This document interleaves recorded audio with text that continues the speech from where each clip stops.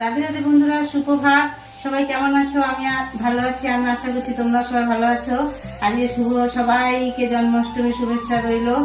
এসো সবাই আমার গোপাল দর্শন করো। বন্ধুরা, এবার আমরা জন্মাষ্টমীটা করতে পারবো না, তাই সকালবেলা গোপুকে আমি চান টান করি, রেডি করি। সকালবেলা একটু চকলেট দিয়ে ওকে ভোগ নিবেদন করেছি।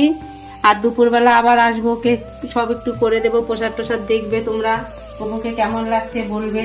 ঠিক আছে বন্ধুরা, আবার পরবর্তী ভিডিও নিয়ে দুপুরবেলা আসছি। রাধে রাধে বন্ধুরা, শুভ দুপুর। দুপুর ঠিক নয়, এখন বিকাল হয়ে গেছে। দেখো, আমি দুপুরে গপুকে অল্প কিছু করে দিলাম। এবার আমাদের তো জন্মাষ্টমীটা করতে না, আমার শ্বশুর মশাই চলে গেছেন আমাদের ছেড়ে, তাই আমি একটু তালের বড়া, তালের লুচি, আর আমার গপু তো পোলাও, ওইটা চালের জিনিস একটা থাকে, আর সুজি, আর বিশেষ কিছু করিনি বন্ধুরা। আমার গপু সোনাকে দেখো কি সুন্দর লাগছে।